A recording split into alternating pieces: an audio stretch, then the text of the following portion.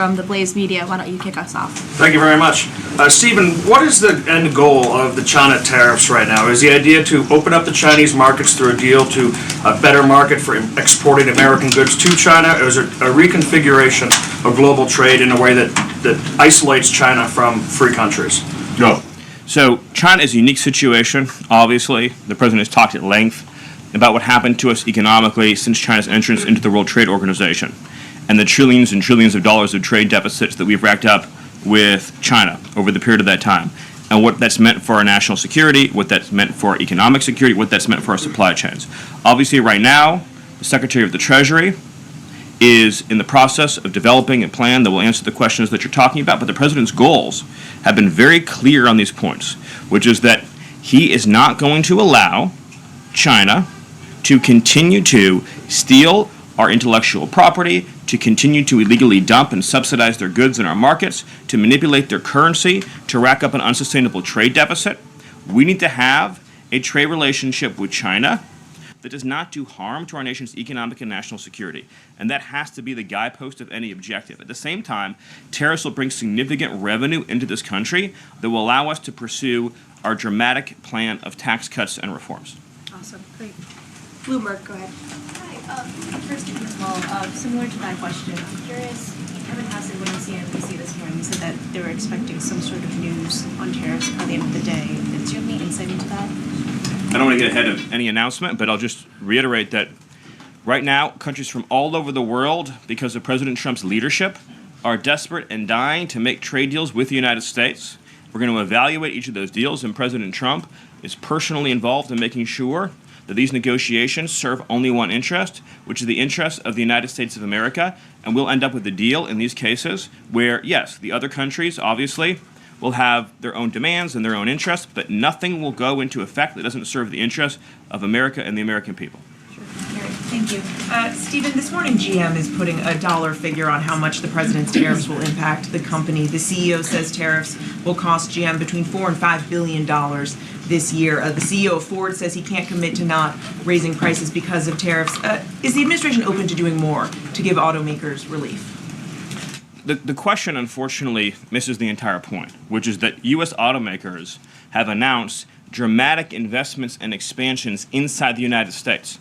American auto plants are growing, they are expanding, they're opening new facilities, they're expanding existing facilities that are already in operation, because it is now the case that for the first time in our lives, that American cars receive preference in America's markets. The U.S. auto industry used to control the entire world. I believe the number during the heyday was that 70% of all cars in the world were made in Michigan. And now, of course, we've become a tiny fraction of the global market.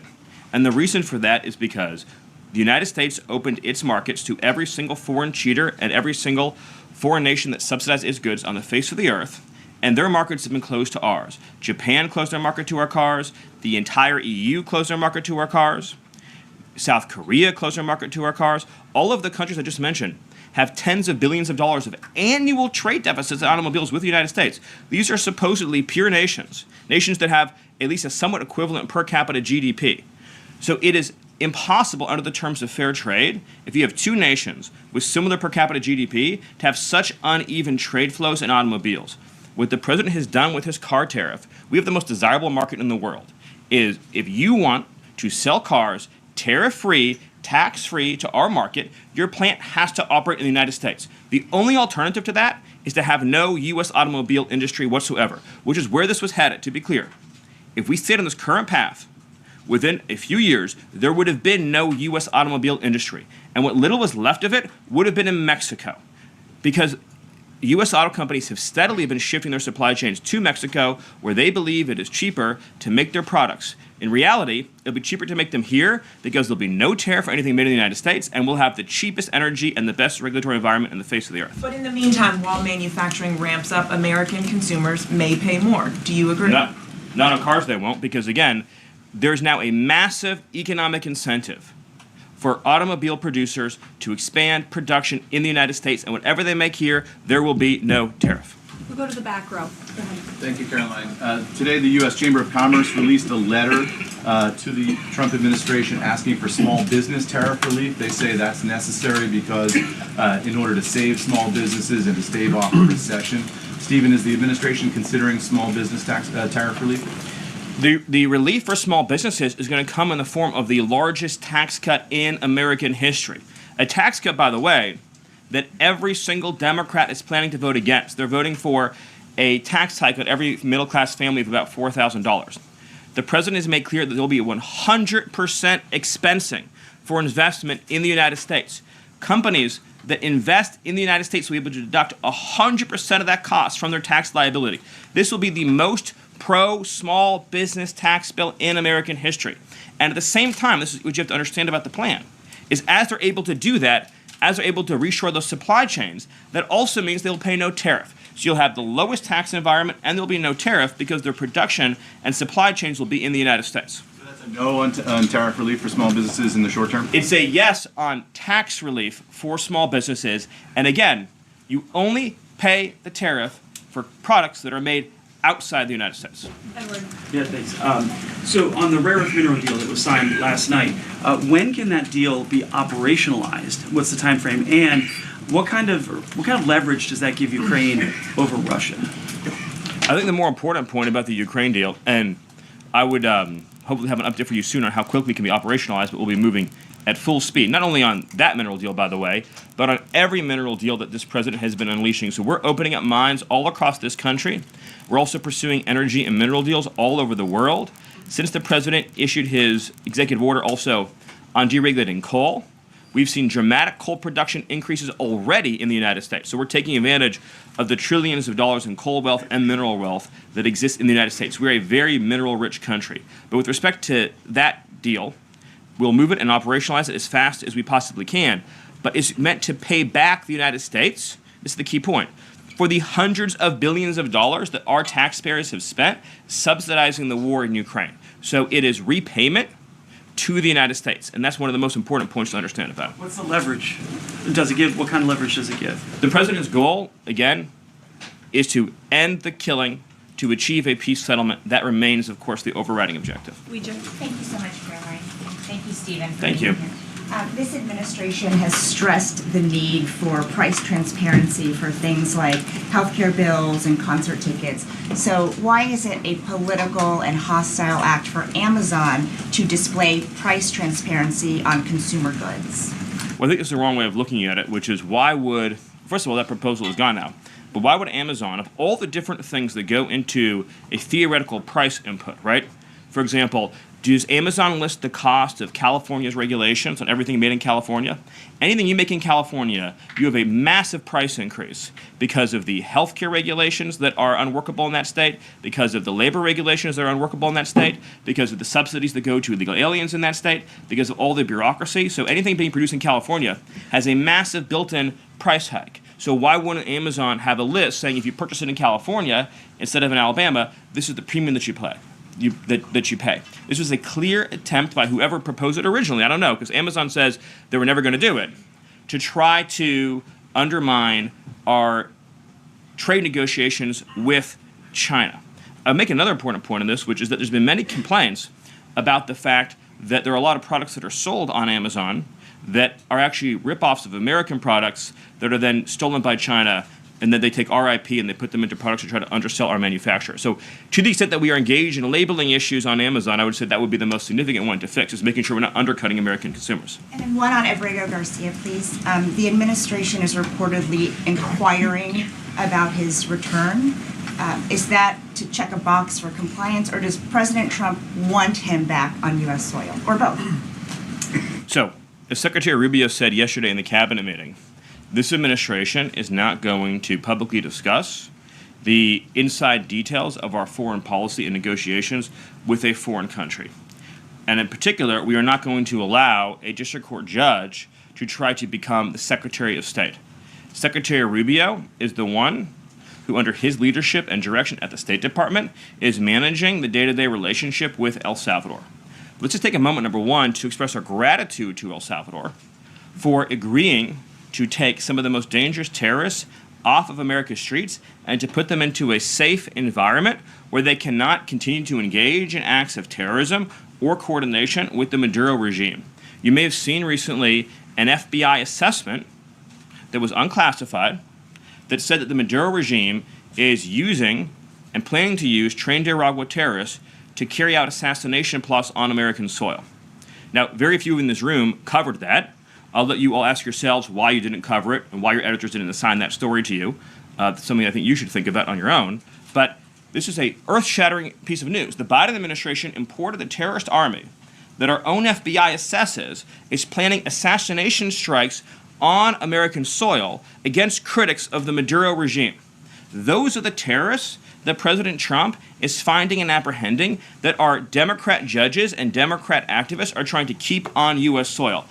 Trinidad has the same legal status as Al-Qaeda and ISIS. MS-13 has the same legal status as Al-Qaeda and ISIS. These are foreign terrorists operating on our soil.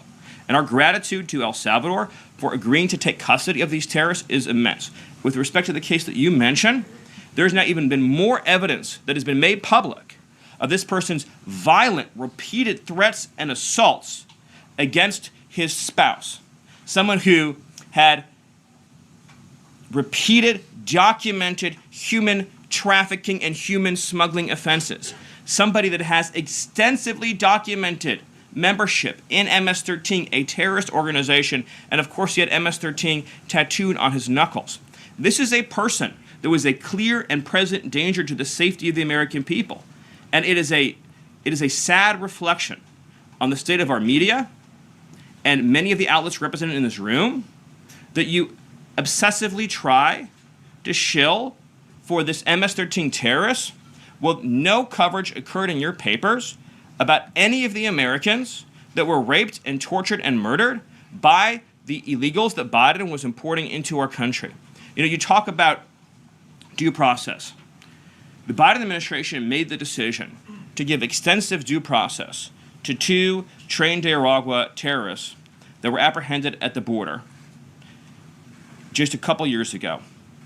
They were two gentlemen. They were from Venezuela. They were members of Trinidad. The Biden administration Border Patrol apprehended them and made the decision to provide them with extensive due process, put them onto a program known as supervised release, and put them on ankle monitors so that they could go through a lengthy legal, judicial determination as to whether these legal aliens who had just set foot on U.S. soil might want to live in the United States for the rest of their lives. What was the result of that decision? What was the result of that choice that was made? Those two men kidnapped a young girl named Jocelyn Ungary from her family.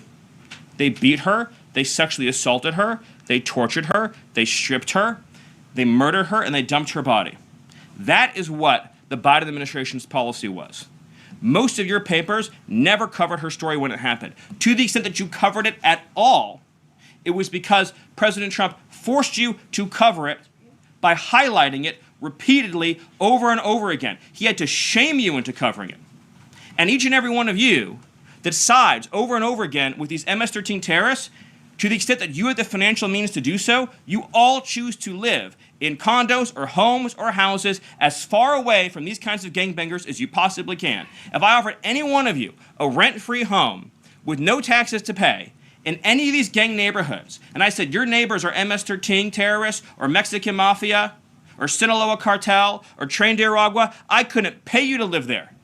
But yet you, with your coverage, are trying to force innocent Americans to have these people as their neighbors, and that one day their daughter may be abducted from their home and raped and murdered. So you're not going to get an ounce of sympathy from this administration or President Trump for the terrorists who've invaded our homes and our country. Awesome. Thank you. Peter, we'll take a couple more questions. A couple questions on DOJ.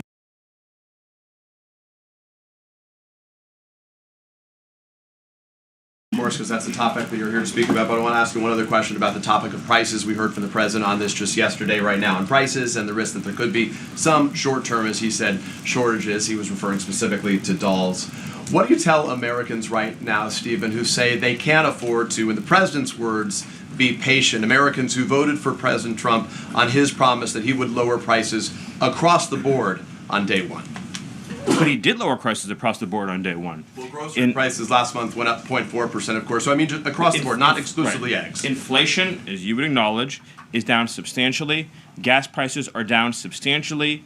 The new GDP report showed a 22% record increase in investment in the United States of America. So all of the, and don't even, egg prices, of course, which was all you guys talked about for a few days, I think are down like 80%.